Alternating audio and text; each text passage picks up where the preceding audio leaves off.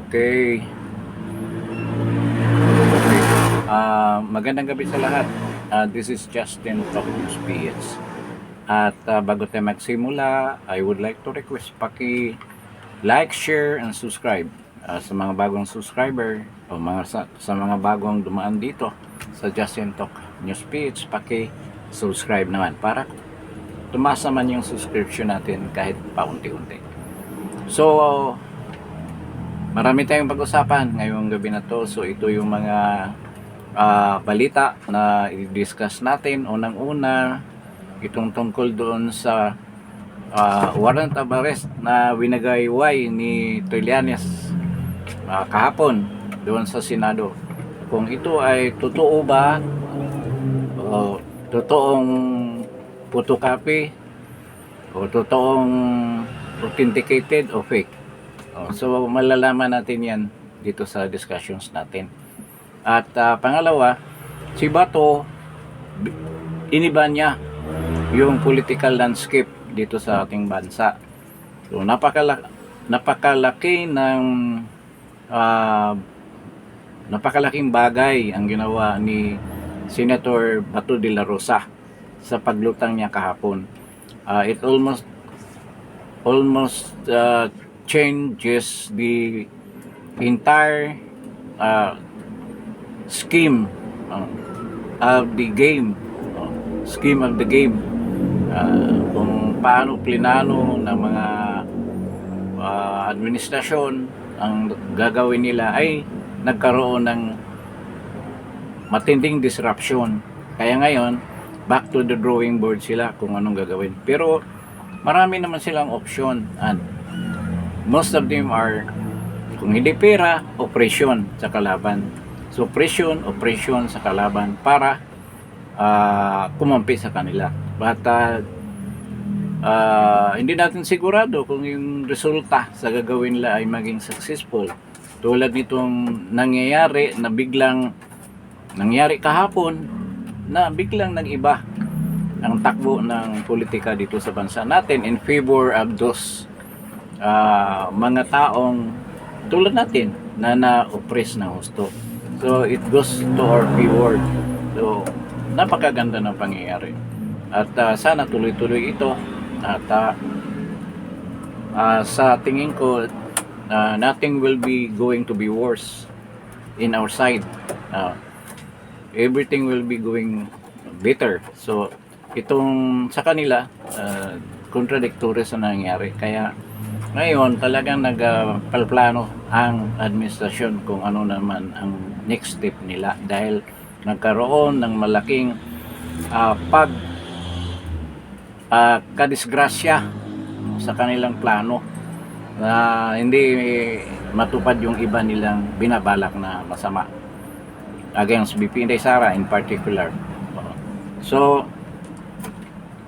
itong sigalot between away, no, dyan sa Senate Plenary Hall, sa session nila kanina, the first regular session nila na medyo matino-tino kanina, pero there was an altercation between the two lovers, si Ruben Padilla at saka si Kiko Pangilinan.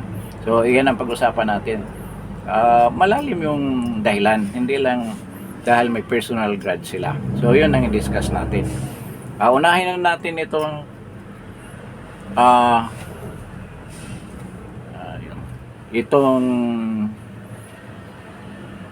biglang paglutang ni Bato. Kung ano ba yung it contributed to a big deal dyan sa pangyayari dyan sa politika ng ating bansa. Unang-una, talagang schedule naman yung pag-appear ni Bato na talagang lalabas siya. The only problem, hindi makuha nila yung tamang timing. So nung makuha na, kasi ito actually balita na for the last 2 weeks, sinabi ko na nga ito sa nakaraang kong vlog na talagang lulutang yung si Bato. But the timing lang ang problema. So nabuo, nabuo na nila yung talagang nag-commit na bubuto for the presidency, the Senate presidency of Alan Peter Cayetano. Kasi ganito yun. Buo na sana yun. Hindi na kailangan mag-appear si Bato. Hindi na kailangan maging present siya in that session para nga palitan si Tito Soto. Ang problema, nag-abstain si JB Ejercito. In the last minute, kinausap nila yan si JB, pero ayaw talaga. And even si Migs apelido ni Migs Zubiri, nag-abstain pa. Ayun ang problema. Kaya napilitan talaga si Bato na mag-appear kasi hindi na nag-commit yung dalawa eh. Lalo na si Migs hindi talaga mag-commit. Pero sinabi niya na hindi talaga siya bubuto for the impeachment na BP Inday Sara. Kasi ito, hindi lang yung buto for the change in the presidency. Kasama yung determine nila sa votes doon sa coming impeachment case, impeachment trial ni BP Inday Sara. So, nung nakita na nila na hindi talaga tayo makabuo ng 13, hanggang 12 lang tayo, talaga na-decide na sila, kinausap, particularly si Robin Padilla, kinakausap talaga niya si Bato na lumabas. At kapag lumabas siya, sigurado mapapalitan si Tito Soto. So, napaka-thrilling noon. Kaalam ng mga senador, kasi nakita na nila na maraming NBI at maraming na nakaalam talaga na lulutang si Bato. Nag-leak yung supposed to be nila, sekreto na gagawin. Alam mo naman, maraming mga magaling sumagap ng balita. So, the previous day pa lang, kahapon, Lunes pa lang, alam na nila, nalulutang. Kaya na nakahanda na ngayong NBI. Nakahanda na lahat. Nung nakahanda ng lahat, nalarma rin si Trillanes kasi yun ang pinag-iabang niya, na siya ang magpusas ni Bato diyan sa Senado. Ngayon, noon pa, buo na rin ang countermeasure na gagawin ni Tito Soto. May countermeasure na sila na huwag mo padaluhin si Bato sa sesyon at all cost. Kaya nga yung sinabi ni kaya nga pagdating ni Bato, talagang pinigilan siya na hindi talaga makapunta sa session hall, sa plenary hall kung saan yung session. Kasi alam nila, once makapunta ito dito, delikado si Tito Soto. At yan ang pinag-usapan nila with NBI, ni Matibag. Kaya, nung alas 7 ng magang-maga doon, ngayon, nagpapalusot si Soto na napakahina ng palusot niya At doon sa mga reason niya, sabit rin siya. Hindi mag-exonerate sa kanya yung mga reasons niya. So, nakalusot si Bato. Ang isa lang ng pagkakamali noon, hindi communicated. Kasi ongoing yung session sa plenary. Dapat sana, lumabas man lang si Ruben Padilla, sinalubong. Sinalubong si Bato or any member o dalawa, si Joey Villanueva o si lumabas doon para salubungin, para talagang maprotektahan si Bato. Hindi yan nangyari, bigla lang dumating si Bato. Siguro yun ang akala ni Bato na walang naghantay sa kanya at safety siya pagdating niya dyan sa gate ng Senate. Kasi may usaa hindi niya alam na talagang ang instruction dyan na huwag siyang padaluhin talaga sa session. Dahil mabuo na yung number na 13, which is the majority number para matanggal si Tito Soto. Ganyan ang kwento niyan. Yan ang kwento. Kaya nung umaga, nag-usap na sila ni Matibag. Pinakondisyon pa niya ni Tito Soto. Baka nga siya ang nag-request dyan na NBI ang gagamitin. Instead of DILG, halata masyado. Medyo may high profile na konti, kaysa police ang gagamitin. O, kitang-kita naman, kaya NBA ang ginamit. So, ngayon, oh, naplano na nila talaga yan. Yan ang gagawin natin. Kaya nga yung palusot ni Tito Soto kanina, sinabi niya na, o kahapon ako, nag-broadcast ito ng late, na ano, hindi niya alam, akala niya na in-inform lang siya. Yung sinabi niya, in-inform lang siya na may warrant si Bato at aarestuhin. At sabi niya, i-coordinate lang niyo sa USAA. Yung reason na yan, sabit ka pa rin eh. Kasi hindi naman pwede arestuhin ang by ano, sa kagawian ng Senado na hindi pwede ang isang senador na arestuhin, lalo na kung in session yung yung Senado. No? Yung time na yun, meron ng session eh. So, talagang sabit siya doon. Ibig niya sabihin na i-coordinate lang ninyo. Parang sinabi niya na hayaan lang ninyo na papasok yung NBI. Yan siguro ang gusto niyang malaman. Na hindi naman in-inform siguro lahat na yung yung mga security guard, na security personnel ng Senate or Office of the Sergeant at Arms, yung USAA, meaning yan. Kaya ang iba hindi na-inform siguro. Lalo na itong nabugbog nila one month pa lang diyan sa service.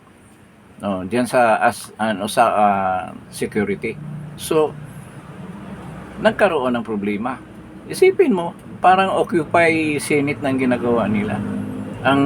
The only safe place para sa isang senador ang session hall lang. Imagine, nakita mo yung ginawa, nakabastusan. Dahil nga naniwala sila sa warrant ni Trillanes na meron na. So ganito, the next topic yun ang i-discuss natin.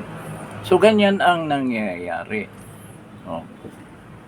All of them are thinking na darating si Bato, ganito, i-arestuhin natin, huwag talaga makadalo sa session. Kasi delikado nga na magpalit, motion ang minority noon, na i-vacant ang lahat na upuan. Dumating si Bato, kaya biglang tahimik sila eh. Si Tito Soto, na nakita niya, talagang parang pinawisan. Nakita niya doon si Bato nakarating. Galit na galit si Bato. Hindi pa siya nagbarong. Nung nagbarong siya, talagang kinuwento niya kung ano nangyayari. Sila gulat sila, pati si Lacson. Nakita mo yung mga mukha nila. Yung parang uneasy. Kasama sila lahat.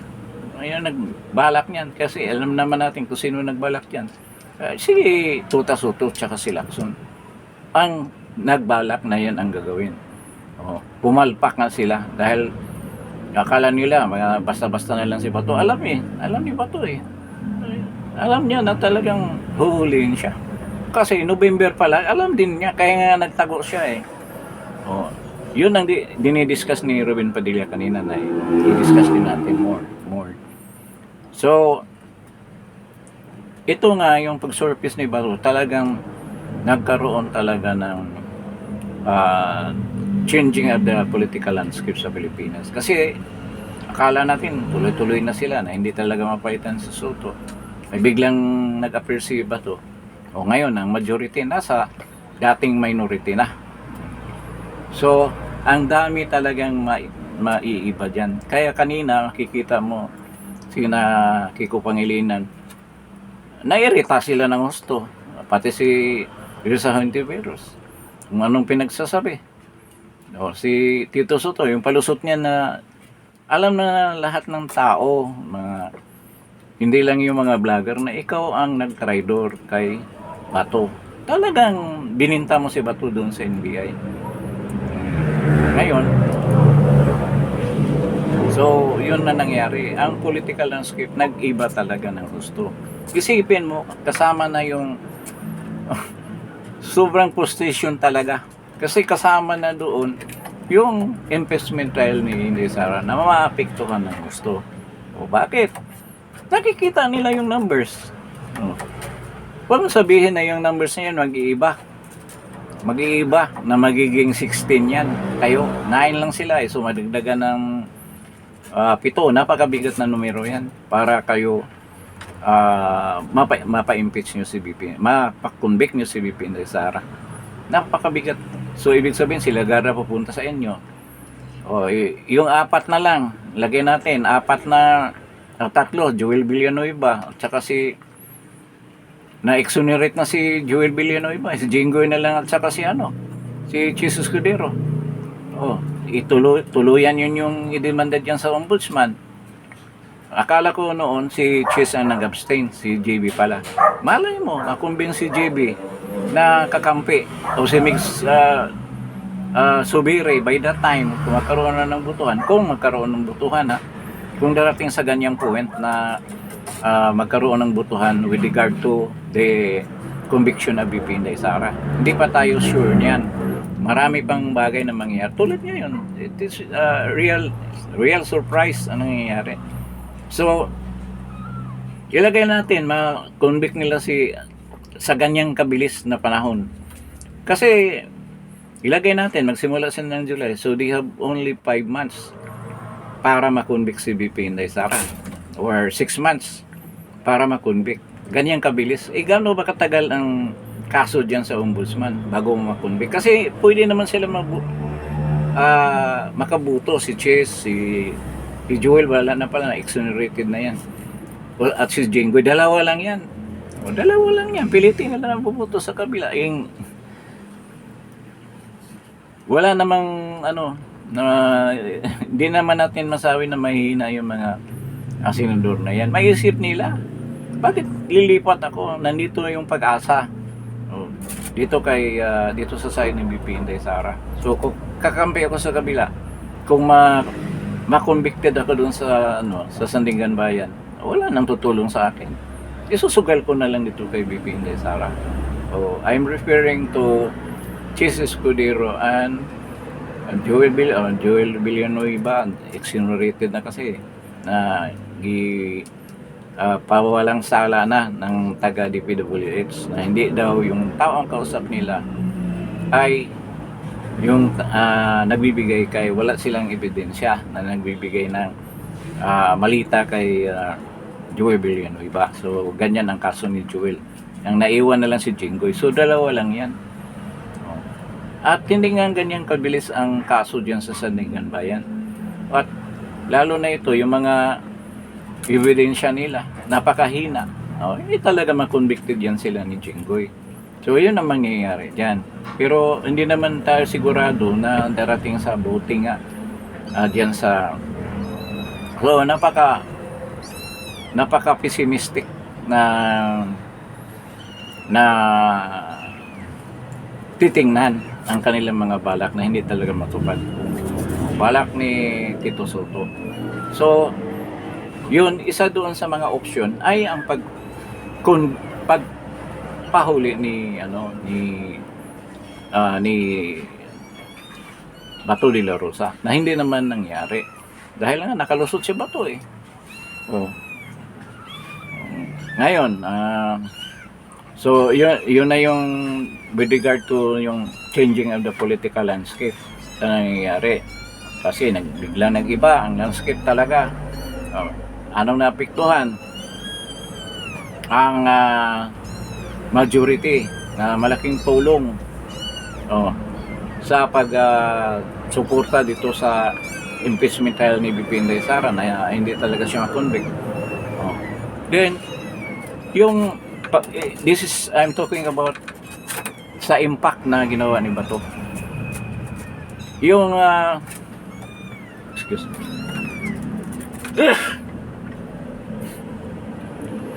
Yung changing of the presidency, ang dominance dyan sa Senado, nangyari. So anong maging epekto niyan?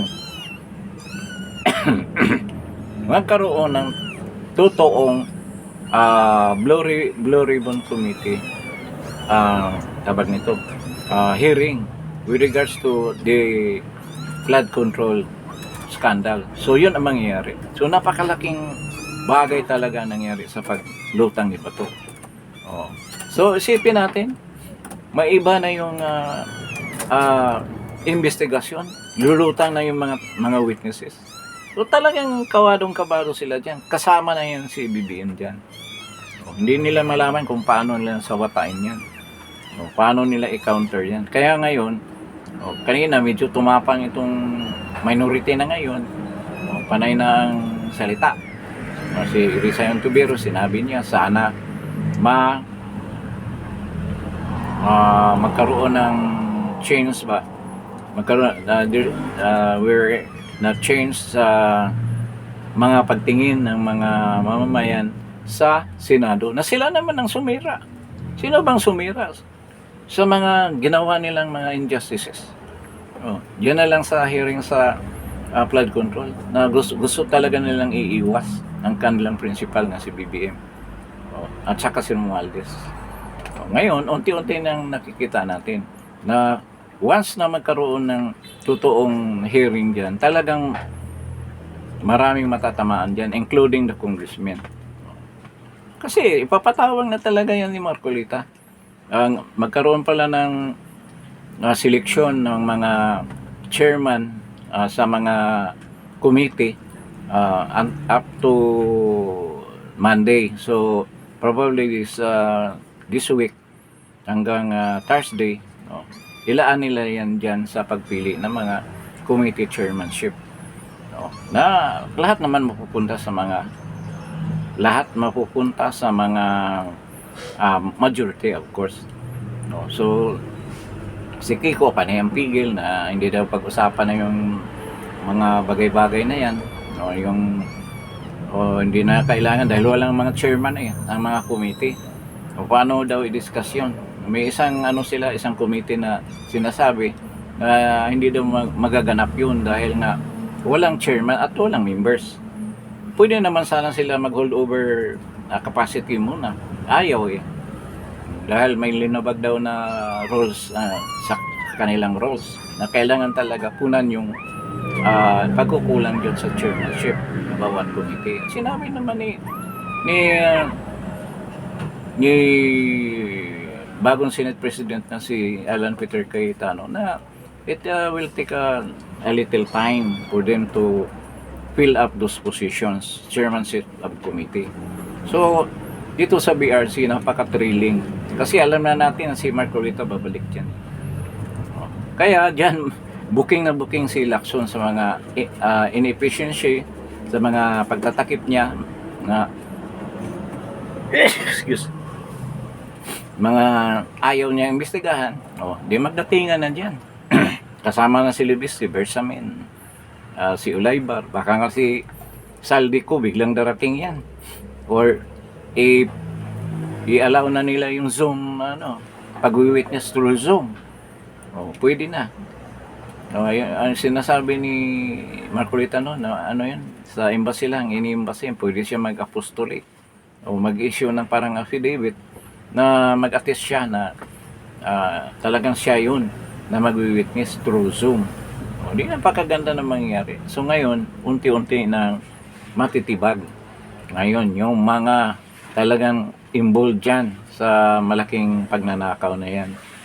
So, yan ang napakalaking ginawa ni sa paglutang ni Bato de la Rosa. Parang heroic passion yung ginawa niya. Talagang marami talaga siyang na-save, na iba. Nagkaroon ng bagong pananaw. If we talk about pananaw, yung sinasabi ni Risa, I hope na ma-restore. Ma-restore talaga yan. Kasi tama na ang gagawin ng mga yan. Ang mga senador, they are tama naman ang ginawa. Nasa katuwiran naman lagi. So, hindi na masisira ang image ng Senate. Kung si Senator Alan Peter Cayetano magdala. Nakita mo kung anong pagkakaiba sa na isang abogado ang maging presidente. Ang laki ng diferensya. Si Alan Peter Cayetano, maraming stock of knowledge Kaya alam niya ang mga batas, mga dating batas. mga precedents, kung anong nangyayari noon, ngayon na pwede mo apply ngayon, meron siyang ganyan. Hindi katulad ni Soto na wala. Ngayon, talagang nakakaltasan yung angas ni na Kiko Soto at Tito Soto at si Kiko Pangilinan. Kasama na si Lacson. Kita na natin. Unti-unti yan. Talagang maayos yung Senado natin at lalo na itong flood control controversy, lalabas dyan ang katotohanan at yan, preparation for sa demanda na masasampa after nitong administrasyon na to. Nakahanda na yan na ididemanda si Bongbong Marcos at saka yung mga kapamilya niya. Yan, ganyan mangyari dyan. So ito naman, so okay na tayo sa topic na yan. Ito, pangalawang topic natin, ang balita. Ito, with regard to the warrant of arrest. Kasi marami nagsasabi, in fact, sabi ni Senator Marcolita, si mismong Robin Padilla, at si Bato mismo, nagsasabi na hindi authentic yung warrant of arrest na pinapakita ni Trillanes. Kasi kung totoo pa yan, binibigay na niya. Pinapakita daw, sabi ng NBI, kasi naalaw nga daw sila ni Tito Soto, ay nag-uusap naman talaga sila na nakita nila yung warrant of arrest. Ang problema, walang kopya. Kung magbigay ka ng warrant of arrest, doon sa mga operatiba ng NBI, dapat may kopya para makita nila, ma-verify nila, malaman kung authentic ba yan o hindi. Ibig sabihin, hindi talaga yan authentic. Spurious yan. Yung tama sinabi nila ni Bato na may problema yung warrant of arrest na yan. Ngayon, with regards to the warrant talaga na in-issue ng ICC, totoo nag-issue talaga sila ng warrant November 24 pa, 2025. Talagang nag-issue sila. Kaso hindi nila nakasealed, hindi hindi nila pinopubliko, ang ibig sabihin. So ngayon lang nila ina-unseal.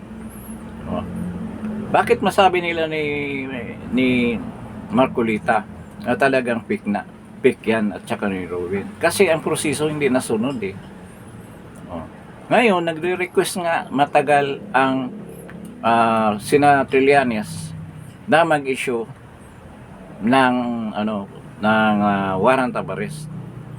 Saan ba idadaan ang warrant of arrest? Kaya imposible na mahawakan ni Trillanes yan. Bakit? Ang proseso kasi niyan, hihingi ng red notice sa Interpol. Kaya yan ang proseso. So, after dyan sa red notice na yan,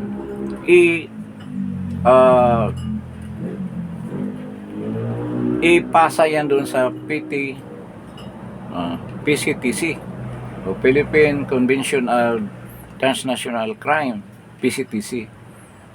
Yung sila kanila nga dati ang member na ang Philippine representative. Iwan ko kung meron bang inapuwin kasi during that time na inaresto si President Duterte, tsaka palang nag-appoint diyan kay Lacanilaw. Sa ngayon, probably walang taong nagre-represent yan. Kaya nga, sinabi ni John B. Cremulya na wala silang natanggap ng ganyan. Ito nga ang nagkaroon ng sigalot sina Trillanes Dahil talagang sinabi, wala kami natanggap. Wala kami nakitang warrant of arrest, kaya supina lang ang inisyu nila kay Bato de la Rosa. Nangiyang supina naman, pwede naman harapin ng abogado ni Bato yan So, nagalit si Trillanes. Bakit daw laging sinasabi ni alam mo naman angas na malapit siya sa administrasyon. Pareho sila ni John Wick Cromwell na 1% lang ang kinukuha diyan sa survey. Kaya nga ayaw na nga tumakbo na presidente. So, talagang walang warrant na hawak si Trillanes. Yung lagi niyang pinag-yayabang to, by essence, tama, totoo yung warrant talaga. Pero yung hawak niya hindi totoo, hindi original. Kaya hindi rin ma-implement. Kasi nga may proseso. It goes to the Interpol, and the Interpol will issue a red notice, then transmit it to the uh, Philippine Convention for Transnational Crime. Doon na yan ipadala bago ibigay sa NBI o police. Kasi wala namang manpower ang PCTC. Kailangan nila ang police. Ang big probability niyan, police talaga. Or DILG o CID. DILG ang nilalapitan. So, hindi NBI. Ngayon, hindi nga siguro makonvince ni Trillanes. Kaya, nangyaring NBI ang pinuntahan. Kaya yan ang dahilan na NBI ang nag-enforce dyan sa warrant of arrest na hindi naman original, di naman authentic. Authentic ang laman, pero yung mismong papel ay hindi. Hindi. So, hindi yan ma-implement dapat. So, anong nangyayari? Bakit? Alam ba ninyo na medyo nag-adamant, nagdadalawang isip ang Interpol magbigay sa atin ng red notice dahil sa pangyayari kay President Duterte. Kaya nga hindi nakakuha ng notice red notice, any notice, blue notice or red notice kay sa case ni Saldico. Yun ang nangyari diyan. Dahil ginamit sa politika, nadamay sila Nasisira ang Interpol at yun ang dahilan na ang ICC ang nag-request for a red notice, hindi talaga hanggang ngayon hindi pa nabigyan. Yun ang hindi sinabi ng ICC, pero yun ang balita from some sources dyan mismo sa ICC na hindi nakakuha ng red notice para kay Bato dahil nga nag-iisip pa yung Interpol kung magbibigay ba o hindi dahil ginamit ng gobyerno natin ang kanilang red notice sa politika. Yan ang nangyari. Hindi nga dinaan sa local domestic court. Parang nangyayari ngayon. Sabi pa nga nila, nakahanda na rin yung eroplano. Kaya para transport ni Bato to the Hague. Kayahin pa rin nila ang ginagawa nila. Kaya test tayo sa palpal sila. Hindi nangyayari. Hindi pumayag si Lord na mangyari yun. So, yun ang sitwasyon. Walang red notice, walang warrant na mai-issue ang PCTC. Hindi rin maka-issue ang tawag nito. Hindi rin magamit ng DILG yung warrant na yan. So, yun ang nangyari dyan. So, talaga yung kung iimbestigahan yan si Trillanes, ipakita niya yung totoong warrant, hindi. Wala siya may pakita. Talagang delikado siya dyan. Usurpation of authority ang ginawa niya. Wala naman siyang position. Maraming sinasabi na daw secret agent daw ng ICC. Huwag maniwala ka dyan. Pagtiwalaan ng ICC yan. Ginagamit lang yan. Yan pa nga nagboluntaryo siya pa nga nagsasampa ng kaso Kaya nandiyan din ang ICC. Interesado din sila sa kaso na yan for your survival. So yun ang nangyari dyan. Ngayon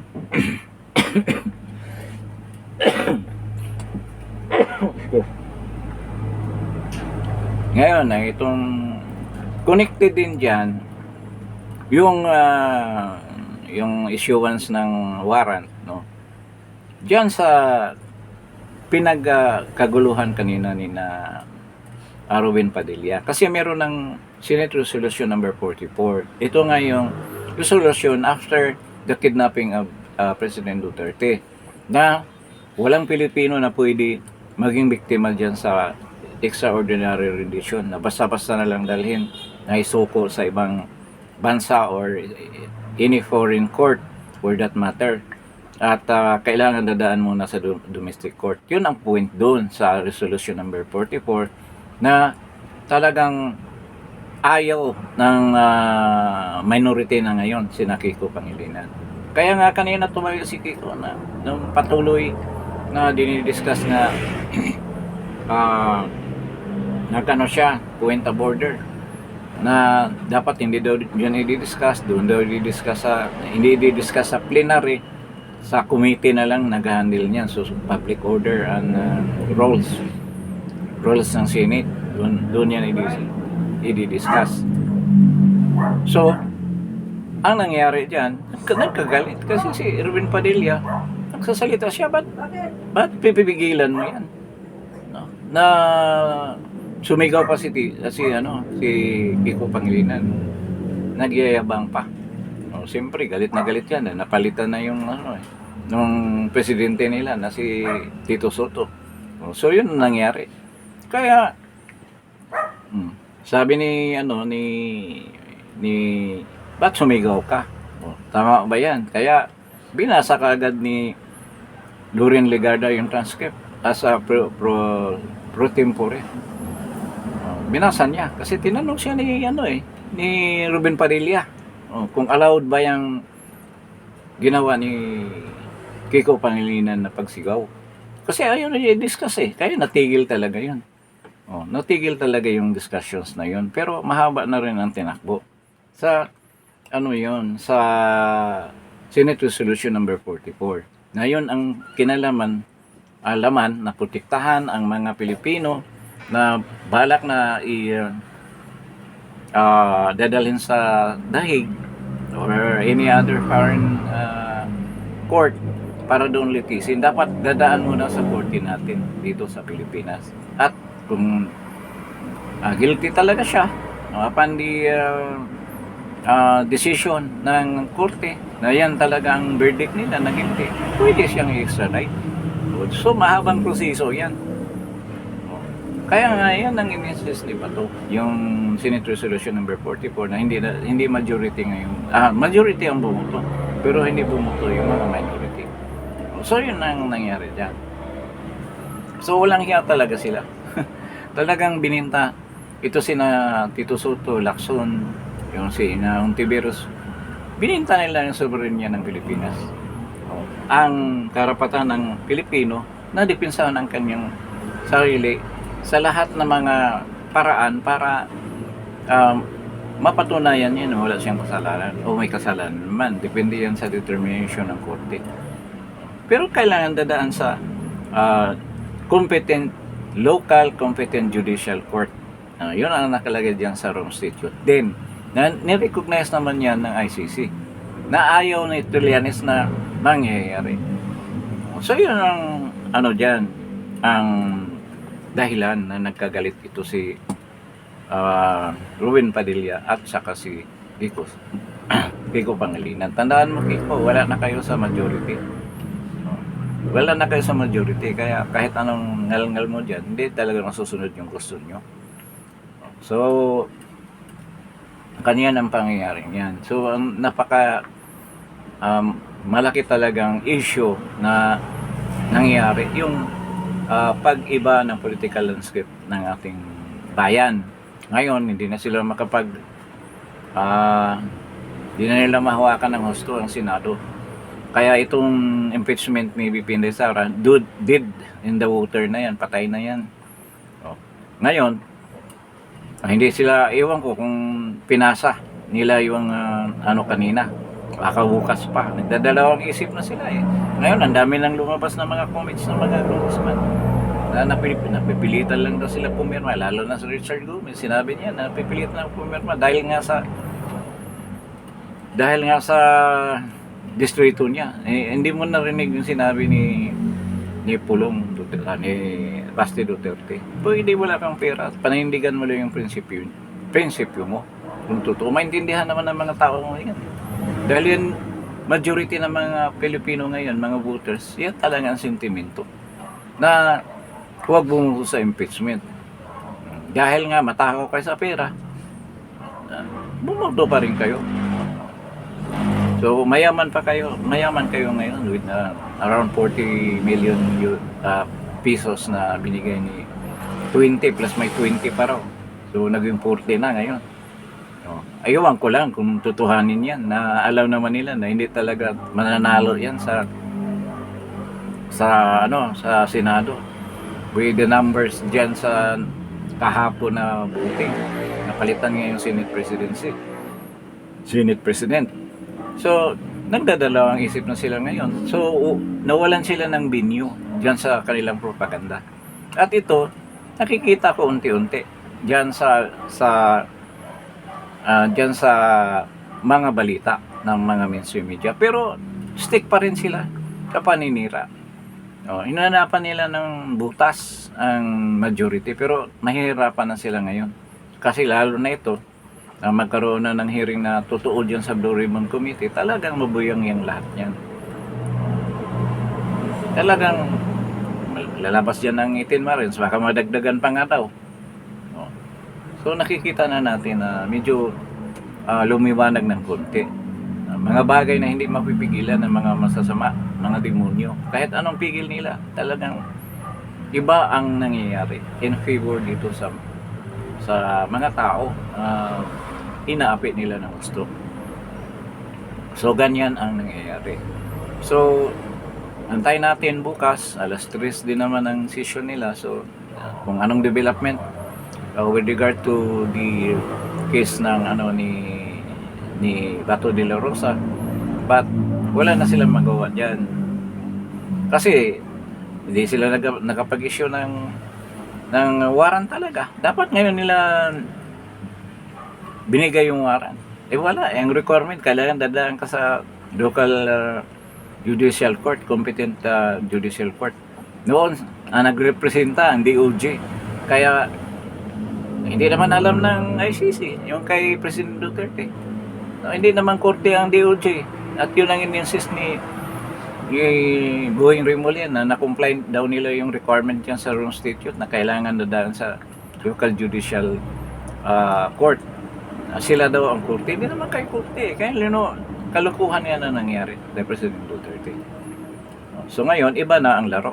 Kasi malay natin mag-decision na yung Supreme Court with regard to that matter kay Bato, yung petition ni Bato diyan sa TRO, sa pag-aresto sa kanya, na kailangan idaan mo na sa korte dito sa atin.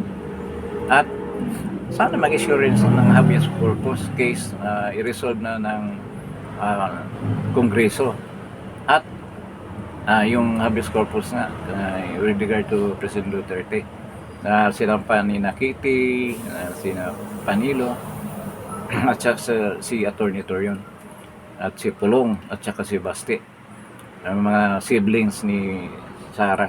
Ngayon, ang isa lang sa mga napaka mabigat na hinahantay, yung stoppage na i-issue ng Supreme Court with regard to the impeachment, articles of impeachment, mga violations, ang constitutionality, mga grave abuse of discretion na ginanap ni Luistro, na ginawa ni Luistro dyan sa mini trial niya sa Kongreso. Ay kung lalabas na ipatigil na ng Supreme Court, nail in the coffin na yan, tapos na. Ngayon ang pangalan nail in the coffin na yung butuhan They need 16 votes, pero 30 na yung boto ng opposition, ng majority ngayon, wala na. Period na sina Laila de Lima o sina Terry Redon ang pagyayabang, pero mayaman sila ngayon, marami silang pera. So siguro hanggang dito na lang tayo para sa episode na to, at maraming salamat sa pagdalo ninyo dito sa Justin Talk News PH. At bago kayo umalis, paki-like naman, paki-pindot yung like, paki-share, at paki-subscribe if you are new to this channel. Marami nagtatanong ba't hindi daw ako nagla-live. Hindi pa ako qualified mag-live kasi mababa pa yung subscription ko at marami pa akong requirement na dapat i-comply. Kasi for the information ng marami, natigil ako ng 7 months at 6 months lang ako nag-vlog net sa start. Yun. 6 months na start, 7 months natigil kasi nagpunta nga ako ng ibang lugar at doon nag-vlog. So ngayon, ang pagbalik ko almost 1 month na ako dito ngayon. I hope na maibabalik natin na ma-qualify na tayo para pwede na tayong mag-live stream. At yung mga comments ninyo, pwede natin masagot sa live stream. At magkaroon na tayong matinong studio na naiwan tong plans na to nung nakaraang taon. So hopefully, with your help, na mag-subscribe naman tayo at mag-like para naman lumaganap ang Justin Talk News page with other channels. Okay, so maraming salamat at God bless sa inyong lahat. At good evening sa inyong lahat. Salamat po.